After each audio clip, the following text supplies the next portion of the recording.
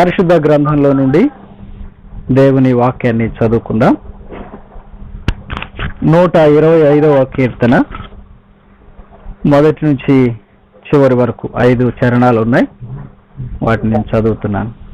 యెహోవా యందు నమ్మిక ఉంచువారు కదలక నిత్యము నిలుచు సియోను కొండవలే నుందుదురు. యెరూషలేము చుట్టూ పర్వతములున్నట్టు యెహోవా ఇది మొదలుకొని నిత్యము తన ప్రజల చుట్టూ ఉండును.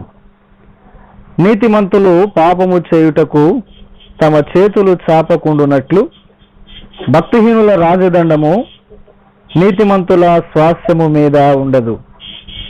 యెహోవా మంచి వారికి మేలు చేయుము, యథార్థ హృదయులకు మేలు చేయుము. తమ వంకర త్రోవలకు తొలగిపోవు వారిని పాపము చేయువారితో కూడా యెహోవా కొనిపోవును. ఇశ్రాయేలు మీద సమాధానముండును గాక. దేవుడు తన పరిశుద్ధ వాక్కులు మనందరి వినికిడిలో ఆమేన్ ఆమేన్.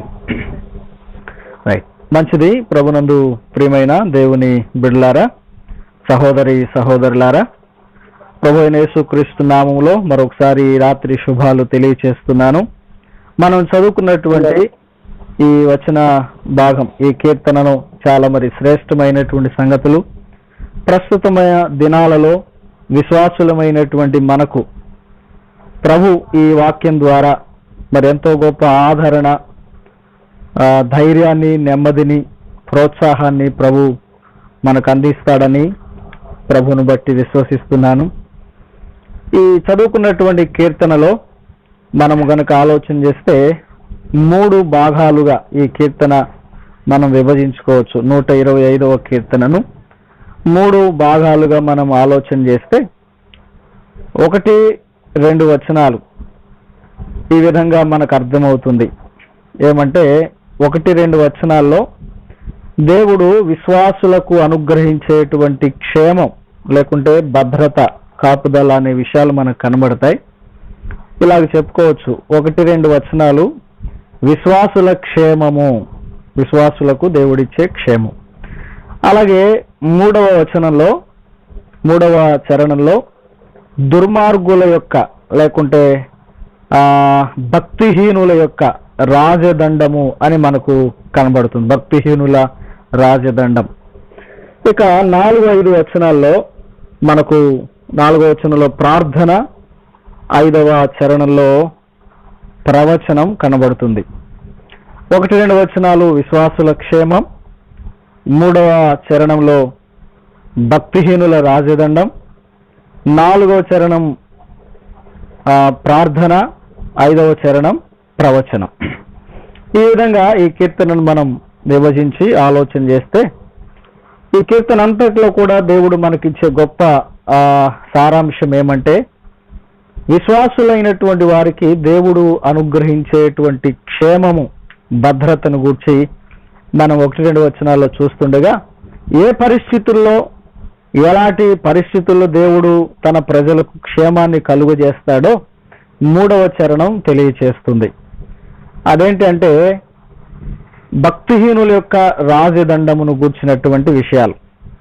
అనగా నీతిమంతులు పాపము చేయుటకు తమ చేతులు చాపకుండునట్లు భక్తిహీనుల రాజదండము నీతిమంతుల స్వాస్యము మీద ఉండదు అని ఈ కీర్తనలో మనం చూస్తాం. అంటే నీతిమంతులు ఎవరు? నీతిమంతులు ప్రభువైన యేసుక్రీస్తు యొక్క రక్తము చేత విమోచింపబడిన వారు, కడుగబడిన వారు. విశ్వాస మూలముగా మనము నీతిమంతులుగా తీర్చబడ్డాం. అది ప్రభువైన యేసుక్రీస్తు వారి రక్తమును బట్టి.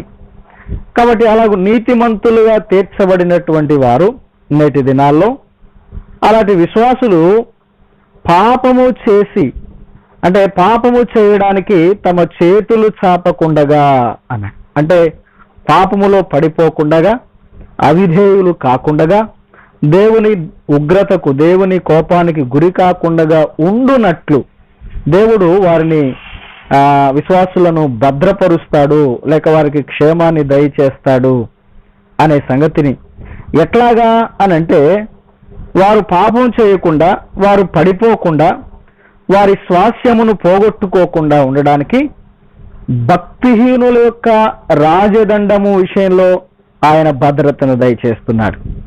అర్థం అవడానికి ఇలాగ మీకు జ్ఞాపకం చేయాలనుకుంటున్నాను. ఏమంటే భక్తిహీనుల యొక్క రాజదండము దేనిని చూపిస్తుంది?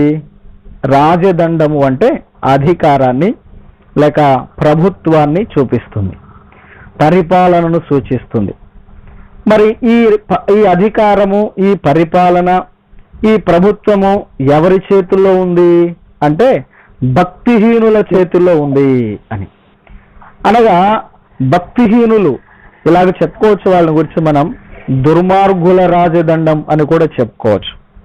నేడు భక్తిహీనులైనటువంటి వారు నిజమైన దేవుని చేతిలో అంటే నిజమైన దేవుని ఎరుగనటువంటి వారిగా భక్తిహీనమైన జీవితం అది దుర్మార్గతను కనబరిచేటువంటి విధంగా ఉంది. దుర్మార్గులైనటువంటి వారి చేతిలో అధికారం ఉన్నప్పుడు లేక ప్రభుత్వం ఉన్నప్పుడు, పరిపాలన ఉన్నప్పుడు ఏం జరుగుతుంది? భక్తిహీనుల పరిపాలనలో భక్తులకు శ్రమ కలుగుతుంది, భక్తులకు హింస కలుగుతుంది. ప్రభువైన యేసుక్రీస్తు వారు కూడా ఇలాగ చెప్పాడు కదా, లోకములో మీకు శ్రమ కలుగును, అయినను కూడా మీరు ధైర్యము తెచ్చుకొనుడి అని చెప్పాడు ప్రభు. లోకము నన్ను శ్రమ పెట్టింది కాబట్టి మిమ్ములను కూడా శ్రమ పెడుతుంది అని. అవును ప్రియమైన దేవుని బిడ్డలారా, నేడు ప్రస్తుత పరిస్థితుల్లో కూడా మనము ఇలాంటి సంఘటననే చూస్తున్నాం కదా. ఆనాడు దావీదు ఈ కీర్తన రాస్తూ నేటి దినాలకు సరిపోయేటంతగా, నాటికి నేటికి కూడా మరి సరైనటువంటి సరిపోల్చదగినటువంటి విధంగా ఈ కీర్తనను రాయటం జరిగింది పరిశుద్ధాత్మ ప్రేరణను బట్టి. అవును, భక్తిహీనులు ఏలుతున్నప్పుడు, దుర్మార్గులు పరిపాలిస్తున్నప్పుడు, అన్యాయము లేకపోతే అక్రమము విస్తరిస్తున్నప్పుడు భక్తులైనటువంటి వారికి శోధన కలుగుతుంది, శ్రమ కలుగుతుంది, ఇబ్బందులు కలుగుతాయి కదా. నేడు మనం అవి చూస్తున్నాం, అనుభవిస్తున్నాం కూడా. నేడు ఈ సమాజంలో ఈ భక్తిహీనుల పరిపాలనలో భక్తులకు ఎంత శోధన, ఎంత శ్రమ. అందుకనే క్రొత్త నిబంధనలో ఒక మాట ఉంటుంది కదా, సద్భక్తితో బ్రతకడానికి ఉద్దేశించే వారికి హింస కలుగుతుంది అని. అవును, భక్తులకు ఈ భక్తిహీన పరిపాలనలో తప్పకుండా హింస, శ్రమ కలుగుతుంది. అయితే మనం ధైర్యం తెచ్చుకునే విషయం ఏంటంటే, మనం ఆదరించబడే సంగతి ఏమంటే, ఈ భక్తిహీనుల యొక్క పరిపాలన భక్తులకు శోధన కలిగించే విధంగా ఉంటున్నప్పటికీ దేవుడు తన యందు భయభక్తులు గలవారిని మరి ఇలాంటి భక్తిహీనుల పరిపాలనలో భద్రపరుస్తున్నాడు అనే మాట మనం విన్నప్పుడు మనకు కొంత ఆదరణ, ఎంతో నెమ్మది, ధైర్యము కలుగుతుంది. ప్రభు చెప్పాడు కదా, మీరు ధైర్యము తెచ్చుకొనుడి, అయినను మీరు ధైర్యము తెచ్చుకొనుడి. దేనిని బట్టి అంటే, మనము ఎవని యందు భక్తి కలిగి ఉన్నామో, ఎవని యందు విశ్వాసము కలిగి ఉన్నామో, ఎవరిని బట్టి మనము నీతిమంతులుగా తీర్చబడ్డామో ఆయనను బట్టి మనకు మరి ధైర్యం కలుగుతుంది అనే సంగతి మనం గ్రహించాలి. ఈ 3వ చరణంలో మనం గమనించినప్పుడు, నీతిమంతులు పాపము చేయకుండా వారి స్వాస్యము భద్రపరచబడినట్లుగా దేవుడు వారిని ఏ విధంగా కాపాడతాడు. మరి భక్తిహీనుల్లో ఏలుతున్నప్పుడు వారి పరిపాలనలో మరి వారు ఎలాగూ భక్తులను శోధిస్తారు అంటే, ఈ వచనం మన జ్ఞాపకం చేస్తుంది కదా, వారు పాపము చేయుటకు చేతులు చాచునట్లుగా. భక్తులైనటువంటి వారు, నీతిమంతులైనటువంటి వారు పడిపోయేందుకు, పాపము చేసేందుకు, దేవుని విసర్జించేందుకు మరి ప్రయత్నము చేయడం, చేతులు చాచడం అంటే ఆ విధమైనటువంటి దిశగా వారు ప్రయాణం చేసేటట్లుగా మరి వారిని బలవంత పెట్టడం లేకపోతే ప్రలోభ పెట్టడం అనేటువంటి పరిస్థితులు భక్తిహీనుల యొక్క పరిపాలనలో మరి జరుగుతుంటాయి. మరి దేవుడు భక్తుల కొరకు సిద్ధపరిచినటువంటి, విశ్వాసుల కొరకు సిద్ధపరిచిన స్వాస్యాన్ని వారు పోగొట్టుకునేటట్టుగా చేయడానికి భక్తిహీనుల పరిపాలన మరి కొనసాగుతుంది. అయితే దేవుని కృప ఏమంటే 1-2 వచనాల్లో ఆయన జ్ఞాపకం చేస్తున్నాడు. ఇలాంటి భక్తిహీనుల యొక్క పరిపాలనలో భక్తులైనటువంటి వారి విషయంలో ఆయన చెప్తున్న మాట ఏమంటే, యెహోవా యందు నమ్మిక ఉంచువారు కదలక నిత్యము నిలుచు సియోను కొండవలే ఉండురు. దేవునికి స్తోత్రం కలుగును గాక. ప్రియులారా, ఇదిగో ఈ పరిస్థితుల్లో ప్రభు మనకిచ్చే ధైర్యం ఏంటో తెలుసునా? మనము ఎంత మాత్రము విశ్వాసాన్ని కోల్పోకుండా, మనము నమ్మిన దేవుని యందు నమ్మకాన్ని సడలకుండగా ఆయనందు మనం విశ్వాసం ఉంచినట్లయితే అలాంటి వారిని ఆయన ఎలాగో భద్రపరుస్తాడు అంటే, వారు కదలక నిత్యము నిలిచి ఉండే సియోను కొండలాగా వారిని ఉంచుతాడు అని. అంత మాత్రమే కాదు, 2వ చరణం లాగా అంటాడు, యెరూషలేము చుట్టూ పర్వతములు ఉన్నట్లు యెహోవా ఇది మొదలుకొని నిత్యము తన ప్రజల చుట్టూ ఉండును. దేవుని నామానికి మహిమ కలుగును గాక. యెరూషలేము చుట్టూ పర్వతాలు ఉన్నట్టుగా, మరి ఆ యెరూషలేము పర్వతం కొండల ప్రాంతం, దాని చుట్టూ దేవుడు ప్రాకారంగా పర్వతాలను ఉంచాడు. అలాగున తన యందు విశ్వాసం ఉంచేవారు, తన యందు నమ్మిక ఉంచేటువంటి వారి విషయంలో ఆయన అంటున్నాడు, వారి చుట్టూ ఆయన లాగుంటాడని. పర్వతాలు ఉన్నట్టుగా ప్రభువు భక్తులైనటువంటి వారి చుట్టూ ఆయన భద్రతగా ఉంటాడు. అందుకనే యోహాను సువార్తలో ప్రభువులా జ్ఞాపకం చేస్తాడు కదా, నా చేతిలో నుండి మిమ్మును ఎవడు అపహరింపలేడు, నా చేతిలో నుండి మిమ్మల్ని ఎవడు కూడా అపహరింపలేడు, మిమ్మల్ని భద్రపరిచేవాడను అని ప్రభు జ్ఞాపకం చేస్తున్నారు. ప్రియమైనటువంటి దేవుని బిడ్డలారా, మరి కడవరి దినాలు, చివరి దినాలు, అపాయకరమైనటువంటి కాలాలు, భక్తిహీనులు పరిపాలిస్తున్నటువంటి దినాల్లో మరి సద్భక్తితో బ్రతకాలనుకుంటున్న, విశ్వాస జీవితాన్ని కొనసాగించుకోవాలనుకుంటున్నటువంటి మరి వారి పట్ల మన విషయంలో భక్తిహీనుల యొక్క బలాత్కారం ఏ విధంగా అయితే ఉంటుందో ఆనాడు భక్తుడు జ్ఞాపకం చేస్తున్నాడు. మరి నేటి దినాల్లో అలాంటి పరిస్థితులు ఉంటుండగా బైబిల్ గ్రంథంలో ఈ విధమైనటువంటి అనుభవాలను ఎదుర్కొన్నటువంటి భక్తులు కొందరు మనకు కనబడతారు. భక్తిహీనుల పరిపాలనలో భక్తులైనటువంటి వారికి కలిగినటువంటి శ్రమ, శోధనలు, మరి ఇబ్బందులు కలిగినప్పుడు ఆనాడు భక్తులు ఏ విధంగా దేవుని కృపలో భద్రపరచబడ్డారో, వారు ఏ విధంగా తమ భక్తిని మరి కాపాడుకున్నారో, విశ్వాసాన్ని పోగొట్టుకోకుండా ఎలాగూ దేవునిలో నిలబడ్డారో, మరి కొందరి భక్తుల జీవితాలను మనము ఈ సమయంలో, ఈ రాత్రి వేళ జ్ఞాపకం చేసుకుందాం. చూద్దాం. దానియేలు గ్రంథము 3వ అధ్యాయం 1-2 వచనాలు మనం చదువుదాం. పేజీ నెంబర్ 733, దానియేలు గ్రంథము 3వ అధ్యాయం 1-2 వచనాలు నేను చదువుతున్నాను. రాజుగు నెబుకద్నెజరు బంగారు ప్రతిమ ఒకటి చేయించి బబులోను దేశములోని దోరాయను మైదానములో దానిని నిలువబెట్టించెను. అది 60 మూరల ఎత్తును 6 మూరల వెడల్పునై ఉండెను.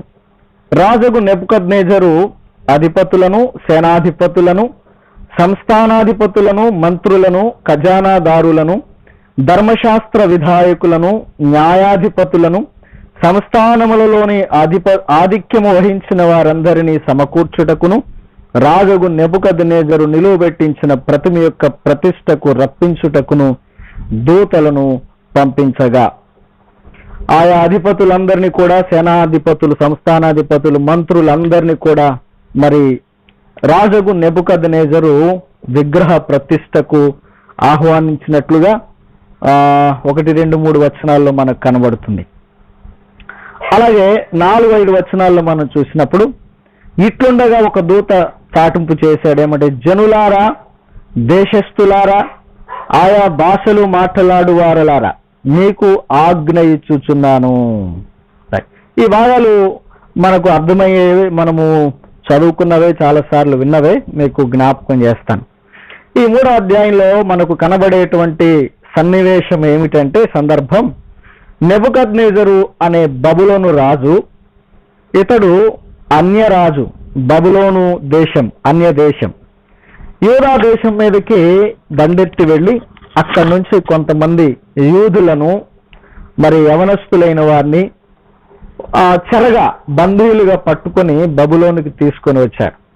వారిలో కొందరు మరి అందమైన, ఆరోగ్యవంతులైన, మరి రాజవంశీకులైనటువంటి వారికి వారి భాష, విద్య నేర్పించి వారి రాజ్య ప్రయోజనాల కొరకు వారిని ఉపయోగించుకుంటున్నటువంటి పరిస్థితులు మనకు తెలిసినవే, కనబడేవి. అదే సమయంలో ఈ నెబుకద్నెజరు అనేటువంటి అన్యరాజు ఒక ఆలోచన చేశాడు. అదేమంటే, ఒక పెద్ద విగ్రహాన్ని నిలవబెట్టించాడు, బంగారు విగ్రహం. అది మొదటి వచనంలో మనకు కనబడుతుంది. దాని ఎత్తు వెడల్పు ఎంతో, అది 60 మూరల ఎత్తు, 6 మూరల వెడల్పు అయి ఉండేది అని. ఓ గొప్ప పెద్ద బంగారు విగ్రహాన్ని చేయించాడు. దానిని మైదానంలో మరి నిలవబెట్టించాడు. దానికి ప్రతిష్ఠ చేయాలి, దానిని అనేక మంది పూజించాలి, ఆరాధించాలి అని చెప్పి ఆ నెబుకద్నెజరు రాజు నిర్ణయం చేసి ఒక రోజు చాటింపు చేశాడు, పలానా రోజు అని. ఎవరెవరిని పిలిచాడు అంటే, 2-3 వచనాల్లో మనకు కనబడుతుంది కదా, ఆ దేశములో ఉన్నటువంటి అధికారులు, రాజులు, నాయకులైన వారు, మంత్రులైన వారు అందరినీ, సంస్థానాధిపతులను, న్యాయాధిపతులను, ఇలా చెప్పుకుందామా, మంత్రులు, ఎమ్మెల్యేలు, ముఖ్యమంత్రులు, ఎంపీలు, ఇంకా చెప్పాలంటే న్యాయ వ్యవస్థకు సంబంధించినటువంటి వారు, ప్రతి ఒక్కరిని ఆ విగ్రహ ప్రతిష్టకు పిలిచాడు. అందరూ దానికి సాగిలపడాల్సిందే అని. అలాగే అంత మాత్రమే కాదు, అధిపతులు, నాయకులే కాకుండా దేశ ప్రజలందరూ కూడా అతని పరిపాలన ఏ ఏ ప్రాంతాల్లో విస్తరించి ఉందో ఆ ప్రజలందరూ కూడా వచ్చి దానికి సాగిలపడాలి. నేడు ఈ పరిస్థితులు కదా, ఆనాడు నెబుకద్నెజరు కాలంలో జరిగినటువంటి పరిస్థితులు నేడు కూడా మనకు కనబడుతూ ఉన్నాయి కదా. అవును, భక్తిహీనుల పరిపాలనలో ఇలాగే ఉంటుంది. ఇదిగో ఆ భక్తిహీనుడైనటువంటి నెబుకద్నెజరు రాజు తన యొక్క పరిపాలనలో అతడు చేస్తున్నటువంటి దురాఘాతం, దేశములో ఉన్న ప్రతి ప్రభుత్వ రంగములో ఉన్నటువంటి అధికారులు, పనివారు, నాయకులైన వారందరూ, పాలకులైన వారందరూ, అంత మాత్రమే కాదు ప్రజలందరూ కూడా ఇదిగో ఈ విగ్రహానికి సాగిలపడాలి. నేడు కూడా మనకు అదే వినబడుతుంది కదా, ఒకే దేశం, ఒకే మతం, ఒకే దేవుడు, ఒకే దైవము అన్నట్లుగా. అవును, ఈనాటి భక్తిహీనమైనటువంటి పరిపాలనలో భక్తులకు మరి ఇలాంటి శ్రమలు, ఇలాంటి శోధనలు ఆనాడు దానియేలు కాలంలో, నెబుకద్నెజరు కాలంలో దానియేలు, షద్రక్, మేషక్ అనే, అబేద్నెగోలు అనే భక్తులకు కలిగినట్లుగా నేడు సద్భక్తితో బ్రతకాలనుకున్నటువంటి భక్తులకు కూడా కదా, నామకార్థమైనటువంటి వారికి ఇలాంటి పరిస్థితులు పెద్దగా వారికి ఇబ్బంది అనిపించవు. కానీ నిజంగా విశ్వాసముతో, యథార్థంగా భక్తితో బ్రతకగోరే వారికి ఇది క్లిష్టమైనటువంటి పరిస్థితులుగానే కనబడతాయి. దానియేలును, షద్రకు, మేషక్, అబేద్నెగోలను మనం మొదటి అధ్యాయంలో గమనించినప్పుడు వారు ఎలాంటి వారిగా ఉన్నారు అంటే, కేవలం ఆహారం వలన కూడా తాము అపవిత్రులు కాకూడదు, మేము ఈ ఆహారం తిని మా జీవితాలు అపవిత్రం చేసుకోకూడదు అనేటంతటి భక్తిని వారు కనబరిచారు. ఒక ఆహారం మూలంగా కూడా తమ విశ్వాసాన్ని, భక్తిని పాడు చేసుకోకూడదు అనేటువంటి ఒక గొప్ప నిర్ణయాన్ని, సంకల్పాన్ని కలిగినటువంటి వాళ్ళు. అలాంటి భక్తులకు మరి ఇది పెద్ద సమస్యగానే ఉంది. అదేమంటే ఈ విగ్రహానికి సాగిలపడాలి అనేటువంటి పరిస్థితులు. ఈ భాగంలో నుంచి నేడు మనము విశ్వాసులమైనటువంటి మనకు భక్తిహీనుల యొక్క పరిపాలనలో మరి భక్తుల యొక్క విశ్వాసాన్ని చెడగొట్టేందుకు, భక్తిహీన పరిపాలన ఎలాగూ పని చేస్తుందో, భక్తిహీనులు ఎలాగూ ఒత్తిడి చేస్తారో అనే విషయాలు ఈ భాగంలో నుంచి నేను మీకు కొన్ని గుర్తు చేస్తాను. మొట్టమొదటిది మనం 2-3 వచనాల్లో చూసాం కదా. ఆ విగ్రహ ప్రతిష్టకు అధికారులందరూ కూడా పిలువబడ్డారు. దేశములో ఉన్న మరి అధికార యంత్రాంగం అంతా కూడా వారి గుప్పెట్లో ఉన్నట్టుగా వారందరూ వచ్చి సాగిలపడ్డారని తర్వాత వచనాల్లో మనకు కనబడుతుంది. అవును, ఇప్పుడు వారందరూ కూడా ఈ భక్తిహీనులకు దాసోహమే, భక్తిహీనమైనటువంటి పరిపాలనకు సంబంధించినటువంటి వారే కనబడుతున్నారు.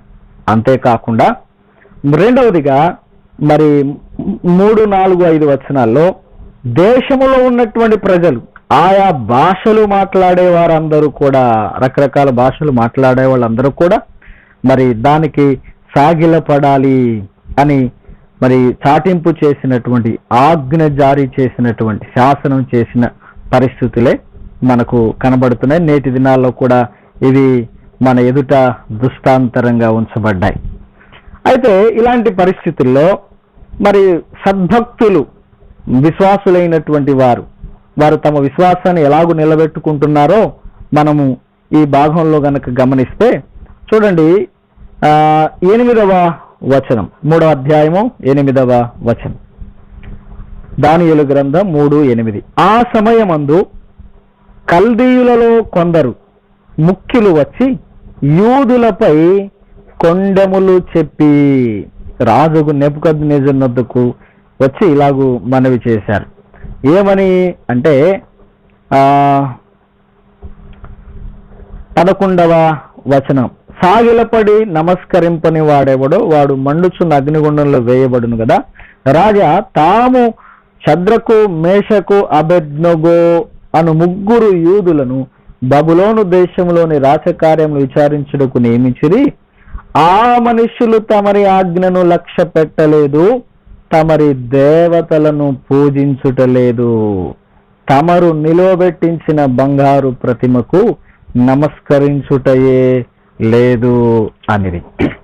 చూడండి ప్రియులారా, మరి ఈ భక్తిహీనుల పరిపాలనలో భక్తులకు కలిగే శోధన ఎలాంటిది అంటే, మొట్టమొదటిది వారి విశ్వాసాన్ని, వారి యొక్క భక్తిని పాడు చేయడానికి కొనసాగేటువంటి ఒక చర్య ఏమంటే, విగ్రహాన్ని లేకపోతే అన్య దేవతలను పూజించాలి అనేటువంటి ఒక ఒత్తిడి, శాసనం ఉంది కదా.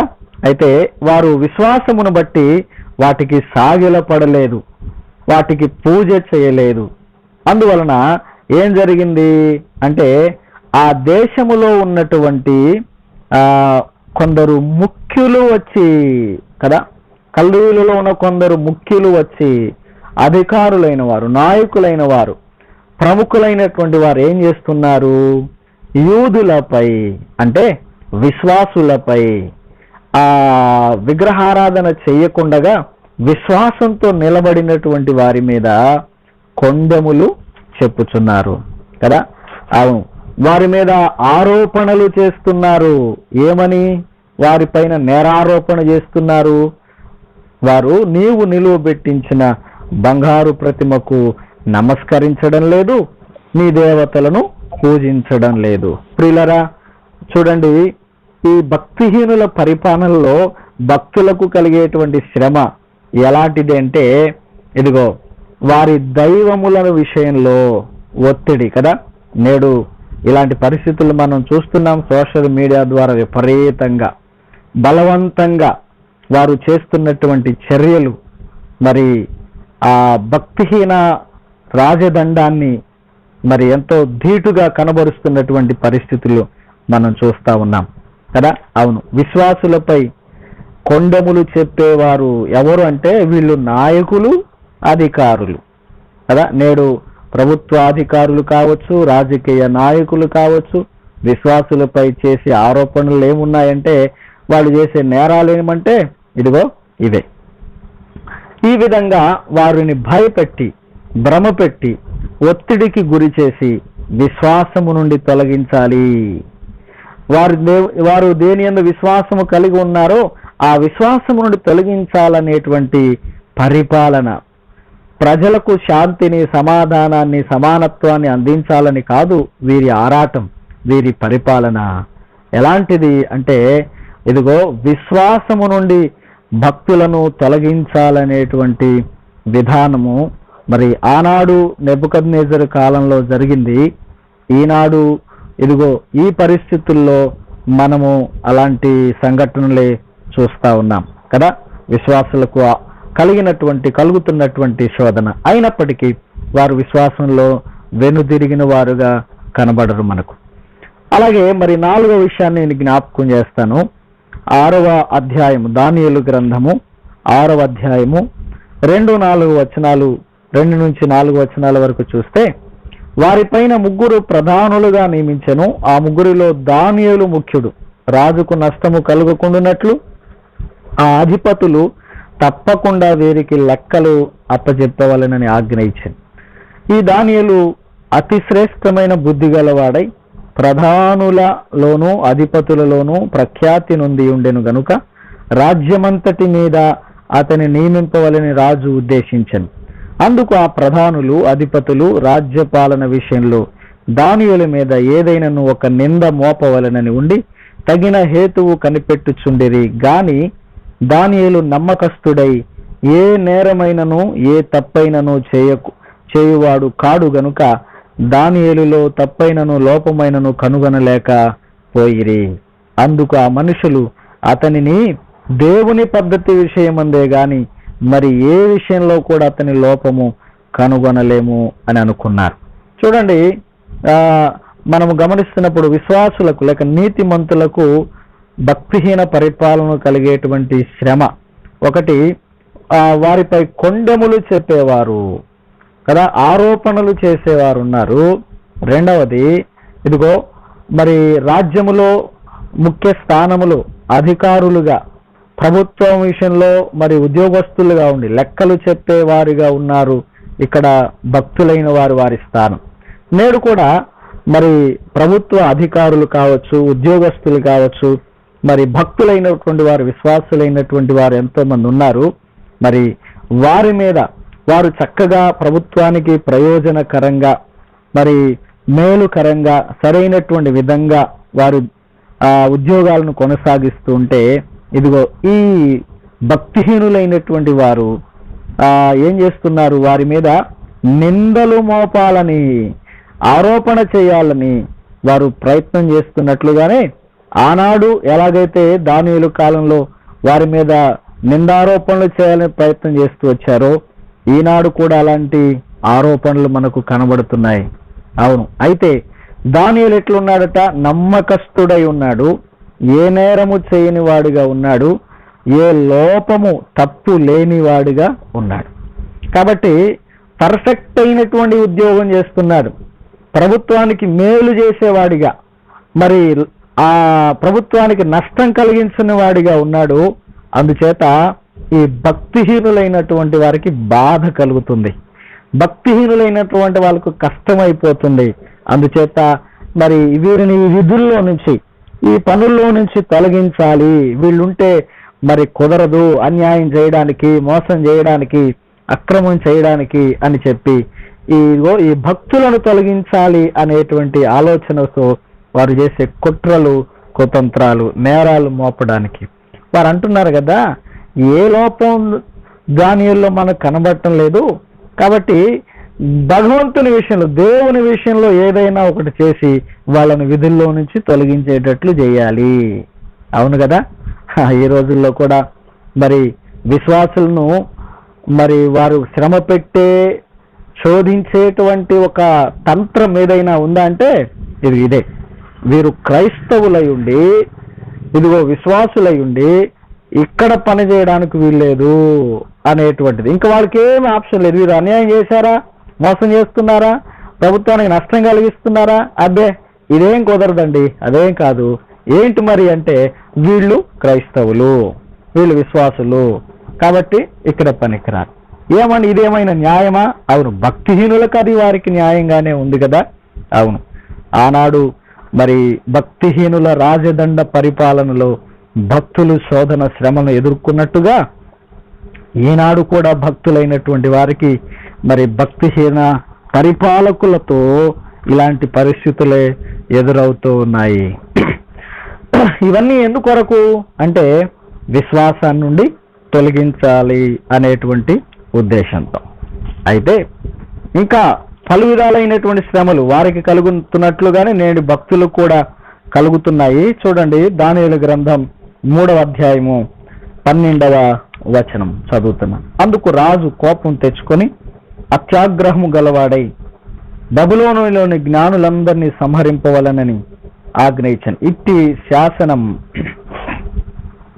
క్షమించాలి 3వ అధ్యాయము 12వ వచనం. 3వ అధ్యాయం 12వ వచనంలో వారిపైన చేయబడినటువంటి ఆరోపణలు ఉన్నాయి కదా, వారు విగ్రహాలకు పూజించడం లేదు అనే ఆరోపణ. 14-15 వచనాలు.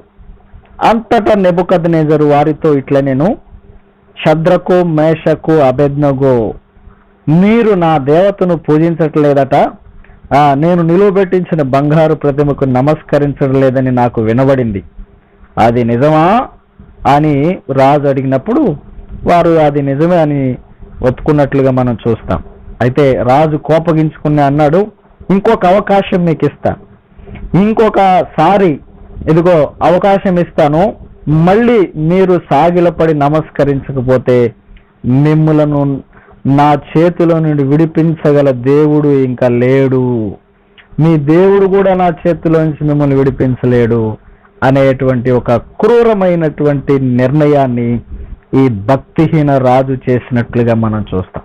చూడారా, ఇంకొక ఆప్షన్, ఇదిగో గర్వాపసి, మీరు మళ్ళీ తిరిగి వస్తారా, మీరు మళ్ళీ మారతారా, మీకు అవకాశం ఉంటుంది, మిమ్మల్ని ఉంచుతాం, ఉండనిస్తాం, లేకపోతే మిమ్మల్ని సంహరిస్తాం కదా. ఆనాడు ఆ భక్తిహీనుల పరిపాలన అలాగే ఉంది, నేడు ఈనాటి భక్తిహీనుల పరిపాలన కూడా ఇలాంటి విషయాలే జరుగుతున్నాయి కదా.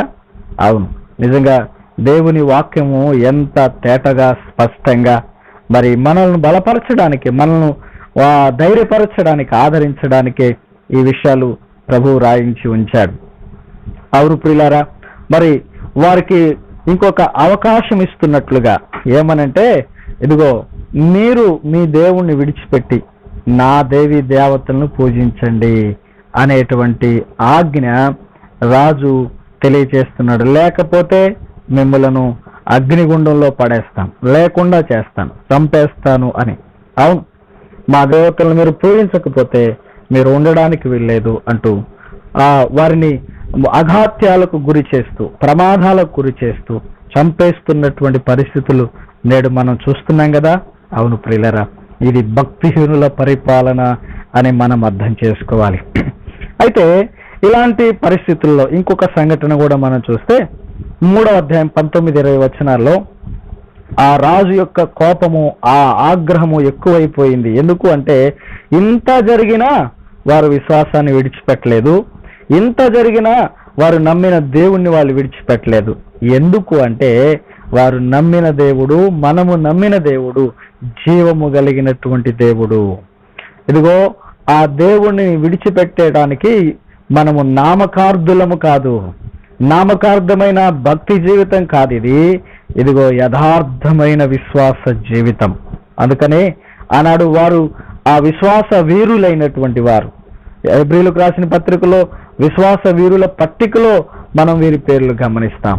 అవును, అలాంటి విశ్వాస వీరులుగా వీరు కొనసాగించబడ్డారు గనుకనే నేటికి వీరిని గురించి మనం గొప్పగా చెప్పుకోగలుగుతున్నాం. అవును, వారికి ఎన్ని శ్రమలు కలిగినప్పటికీ వారు ప్రభువుని విడిచిపెట్టలేదు, దేవుణ్ణి వారు విడిచిపెట్టలేదు అనే సంగతి సత్యం మనకు అర్థమవుతుంది. రాజు యొక్క కోపం అత్యాగ్రహము నొందాడు అని, అందుచేత అధికమైనటువంటి శిక్షలు కదా, రాజా కోపము అధికమైన ఆగ్రహము ఎక్కువైనందుచేత గుండము మిక్కిలి 7 అంతలు గొప్పదిగా చేశాడు. అవును ప్రియులారా, ఈ భక్తిహీనుల పరిపాలనలో భక్తుల విశ్వాసాన్ని చూసి భరించలేనటువంటి వారు కదా ఏం చేస్తున్నారు అంటే అధికమైన బాధలకు, అధికమైనటువంటి శిక్షలకు, శ్రమకు గురి చేస్తున్నారు కదా.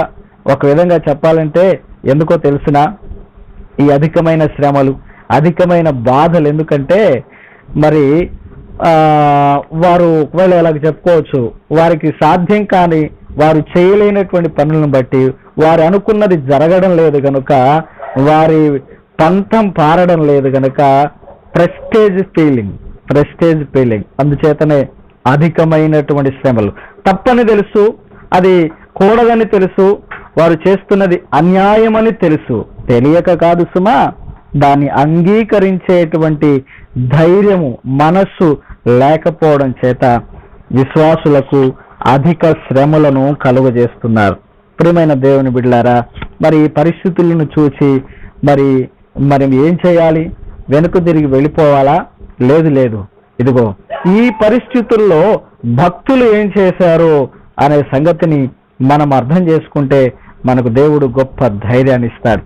ఇదిగో వాళ్లకు కలిగినట్లు నేడు మనకు కలుగుతున్నాయి. మరి వారు ఏం చేశారు? ఆ పరిస్థితుల్లో నేరాలు మోపడుతున్నప్పుడు, నిందలు మోపడుతున్నప్పుడు, బలవంతం చేస్తున్నప్పుడు, ఒత్తిడికి గురి చేస్తున్నప్పుడు, అధికమైన శ్రమలను కలుగజేస్తున్నప్పుడు ఆనాటి భక్తులు విశ్వాసము నుండి తొలగిపోకుండా ఏం చేశారు అనేటువంటి విషయాలను మనం గనక జ్ఞాపకం చేసుకున్నట్లయితే ఇలాగ చెప్పుకోవచ్చు.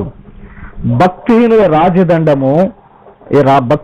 యొక్క రాజదండము విశ్వాసము నుండి తొలగించడానికైతే భక్తుల యొక్క నిర్ణయం అనగా విశ్వాసుల యొక్క తీర్మానము ఇలాగుంది. వారు ఎలాగైతే తీర్మానించుకున్నారో అలాగును మనమును కూడా అట్టి తీర్మానాన్ని కలిగి ఉండాలి. చూద్దాం ఇదే భాగములో నుంచి 3వ అధ్యాయం 16వ వచనం, దానియేలు గ్రంథం 3వ అధ్యాయం 16వ వచనం.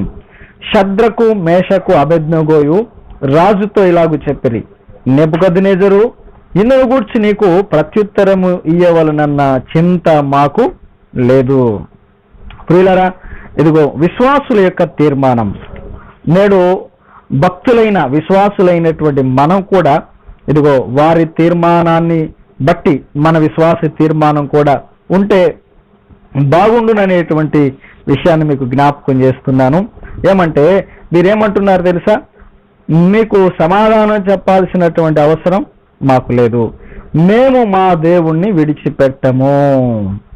ఇదిగో నెబుకద్నెజరు, నీకు ప్రత్యుత్తరం ఇవ్వాల్సినటువంటి చింత అవసరం మాకు లేదు, మేము మాత్రం మా దేవుణ్ణి విడిచిపెట్టాం. నో ఆర్గ్యుమెంట్స్, మేము ఆ వివాదాలు అక్కర్లేదు, మేము మా దేవుణ్ణి విడిచిపెట్టాం అనేటువంటి నిర్ణయాన్ని, తీర్మానాన్ని వాళ్ళు చేసుకున్నారు. ఇంకొక 2 విషయాలు చెప్పి నేను ముగిస్తాను. 17వ వచనం. మేము సేవించుచున్న దేవుడు మండుచున్న వేడిమి గల ఈ అగ్నిగుండములో నుండి మమ్మను తప్పించి రక్షించుటకు సమర్థుడు. వీళ్ళ చూడండి, ఈ భక్తిహీన పరిపాలనలో భక్తులైనటువంటి వారి యొక్క తీర్మానం ఎలాగుందో, ఒకటి, మేము మా దేవుణ్ణి విడిచిపెట్టాం. రెండవది, మేము దేనికైనా రెడీ. ఇదిగో ఈ మండుచున్న వేడిమి కలిగిన ఈ అగ్నిగుండంలో పడవేస్తానంటున్నావు కదా, అయినా సరే మేము అందులో పడవేయబడినప్పటికీ కూడా మేము మా దేవుని విడిచిపెట్టాం. మమ్మును తప్పించి రక్షించుటకు మా దేవుడు సమర్థుడు. ప్రియులారా చూడండి, దేనికైనా సరే మేము మా దేవుడు సమర్థుడు. విశ్వాసాన్ని వారు కోల్పోలేదు కదా.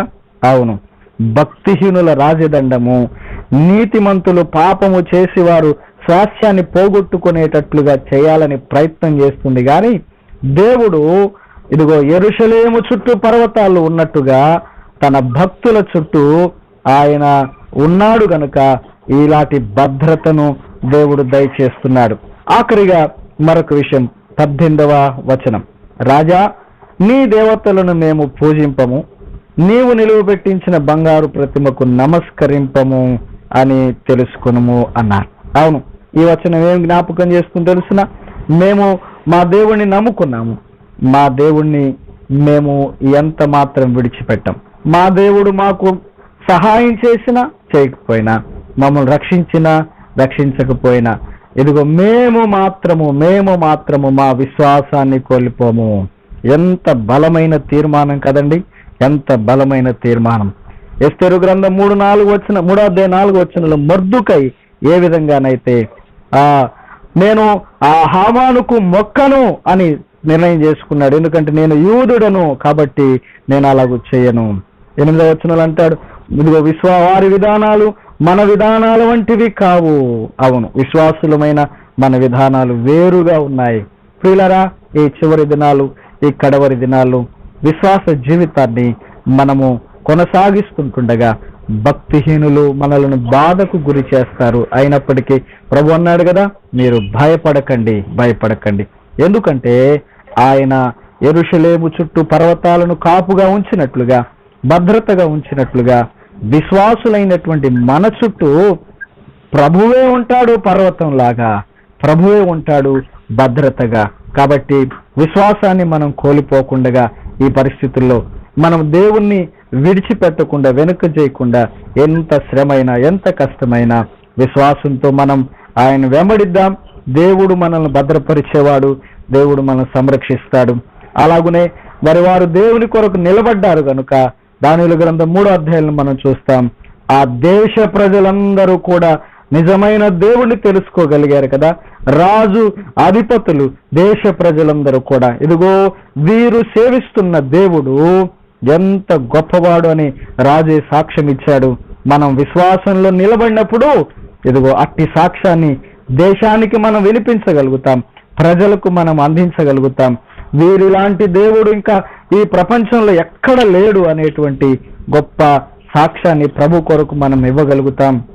29లో ఇదిగో ఏమన్నాడు, ఈ విధముగా రక్షించుటకు సమర్థుడగు దేవుడు గాక మరి ఇంకా ఏ దేవుడు లేడు. కాబట్టి మన విశ్వాసం నిలిచి ప్రభు కొరకు నిలబడి ప్రభు యొక్క గొప్పతనాన్ని దేశానికి, ప్రజలకు, ప్రపంచానికి చాటేవారిగా ఉందాం. ఈ చివరి దినాల్లో భక్తిహీనుల పరిపాలనలో భక్తులుగా విశ్వాసముతో మనము కొనసాగించి మన ప్రభు యొక్క గొప్పతనాన్ని ప్రపంచానికి మనము చాటి చెప్పుదాం. ప్రభు ఈ తలంపులు మనందరి వెనుకల్లో దీవించి ఆశీర్వదించును గాక. ఆమేన్. అందరికీ వందనాలన్నా. చెప్పిన వాక్యము నిజంగా ఈరోజు విన్నాం. అన్నగారిని మరుగుపరిచి మనకి ఏ మాట అయితే యాత్ర రోజు అవసరమో ఆ మాటలు నిజంగా దేవునితో మాట్లాడాడు. కీర్తన గ్రంథం 125వ అధ్యాయం ముద్రించుకుని వచ్చినామని చూసుకున్నాం. పిల్లల విశ్వాస జీవితంలో ఎలాగ నమ్మకంగా ఉండాలని, ఎలాగ యథార్థంగా ఉండాలని, ఎలాగ విశ్వాస జీవితంలో మరి షద్రక్, మేషక్, అబేద్నెగో గారు ఎలాగ వారి పట్టుదల, వారికి విశ్వాసం నిజంగా వారి ప్రభుని నిలబరిచినట్లు వారు ముగ్గురు కలిసి ఆ ప్రభుని యేసుక్రీస్తుని చూపించారు. అందుకే ఆ నెబుకద్నెజరు వారి గురించి సాక్ష్యం ఇస్తున్నాడు. వీరి దేవుడు పూజారులని అలాగే మన గురించి ఇక్కడ సాక్ష్యం ఇచ్చేలాగా మన జీవితాలను కాపాడుకుందాం. విశ్వాసంలో బలమైన రీతిగా ముందుకు సాగిపోదాం. ఆ రోజు దానియేలుని విడిచిపెట్టలేదు. చాలా మంది కొందరు చెప్పారు దానియేలుని విడిపించాలని ఇష్టపడ్డారు. దానియేలుని ఉండకూడదని అనుకున్నారు. దాని ద్వారా దానియేలు దేవుడు గొప్ప దేవుడు, మన దేవుడు గొప్పవాడు. మన జీవితం ఎన్ని సమస్యలు వచ్చినా ప్రభు కాపాడుతాడని, ఆయన రక్షిస్తాడని, ఆయన ఆదుకుంటాడని ఇలా ప్రభు మీద ఆధారపడ్డారు వారి జీవితంలో. మనం కూడా ప్రభు మీద ఆధారపడదాం, ముందుకు కొనసాగుదాం. ఇలా వాక్యం అందించిన అన్నగారికి మరి ప్రత్యేకంగా యేసుక్రీస్తునామమున ఆశీర్వదిస్తున్నాయా.